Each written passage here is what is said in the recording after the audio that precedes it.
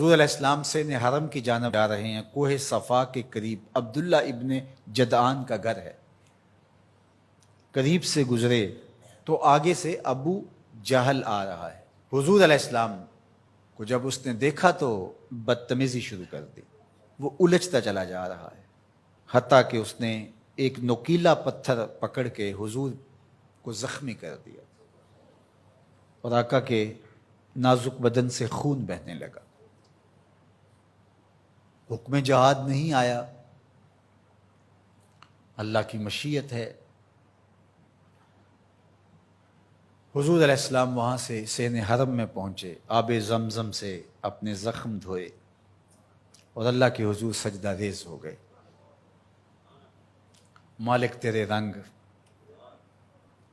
یاری تیری سونا پر ازمیشاں تیریاں اگ، سونا پرکھیا جامدہ ہے نال اگاں دے لگ. حضور کے چچا حمزہ بن عبد المطلب ابھی اسلام نہیں لائے تھے، شکار کرنے گئے ہوئے تھے. یہ جب شکار کر کے آتے تو بڑے اترا کے چل رہے ہوتے. تو دو لونڈیاں آپس میں بات کر رہی تھی کہ اگر اس کو پتہ ہوتا نا کہ اس کے بھتیجے کے ساتھ آج عمر بن حشام نے کیا سلوک کیا ہے تو آج اس کی یہ چال نہ ہوتی. تو حمزہ بن عبد المطلب کے کان میں یہ بات پڑ گئی. اللہ اکبر، رک گئے. وہ جو فاخرانہ چال تھی تبدیل ہو گئی. تجسس سے پوچھتے ہیں کیا ہوا، انہوں نے ساری کہانی سنائی.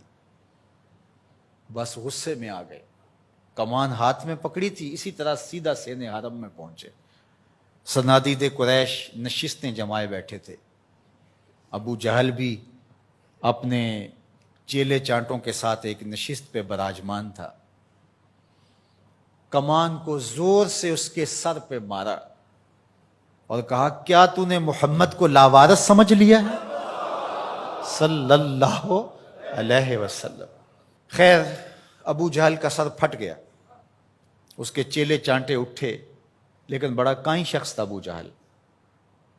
اس نے کہا کہ یہ اس وقت تو تنہا ہے، لیکن اگر سلسلہ چھڑ گیا تو بنو ہاشم بھی آ جائیں گے اور میں نے بہت سری زیادتی کی ہے. اس نے کہا بس بس بس چھوڑ دو، مجھ سے کچھ ہو گیا تھا. اب حضرت امیر حمزہ حضور کو تلاش کرنے لگے اور حضور سین حرم میں سر جھکائے سجدہ ریز تھے اور یہ جا کے پاس کھڑے ہو گئے. یا ابن اخی، اے میرے بھائی کے بیٹے. حضور نے سر نہیں اٹھایا. پھر انہوں نے کہا یا ابن اخی، اے میرے بھائی کے بیٹے.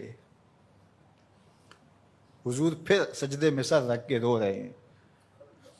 پھر انہیں تیسری مرتبہ کہا یا ابن اخی، اے میرے بھائی کے بیٹے. حضور سجدہ ریز ہے.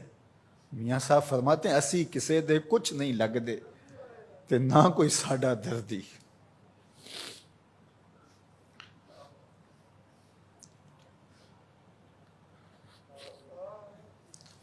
خیر حضور نے سر انور اٹھایا تو کہا بھتیجے تو خوش ہو جا، میں تیرا بدلہ لے آیا ہوں. حضور نے بڑی بے نیازی سے کہا کہ چچا مجھے کوئی خوشی نہیں ہوئی. کہا میں اتنے بڑے سورما کا سر پھاڑ آیا ہوں. کہا مجھے کوئی خوشی نہیں ہوئی. بخت یاوری کر رہا تھا. دوسرا جملہ کہا تم کیسے خوش ہو گئے؟ کہا جس رب کو میں مانتا ہوں اس کو تم بھی مان لو، یہ میری خوشی کا سامان ہے، اگر مجھے یہ دے سکتے ہو. تو کہا پھر دیر نہ کیجئے، ابھی اپنی غلامی میں شامل کر لیجئے. یہ ہوتی ہے اپنے مشن کے ساتھ وابستگی. ہم اپنے چھوٹے چھوٹے سطحی مفادات کی وجہ سے کتنے بڑے دینی نقصان کر دیتے ہیں اور ہم جان رہے ہوتے ہیں کہ میری اس ذات سے یہ نقصان ہو رہا ہے، لیکن ہمارا نفس اتنا بڑا ہوتا ہے. لیکن یہاں مشن کے ساتھ وابستگی دیکھیے.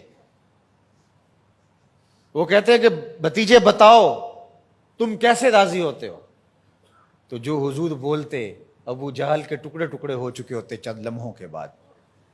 لیکن کہا نہیں، میں اس سے راضی ہوتا ہوں کہ جس رب کو میں مانتا ہوں وہ اس کو تو مان لے.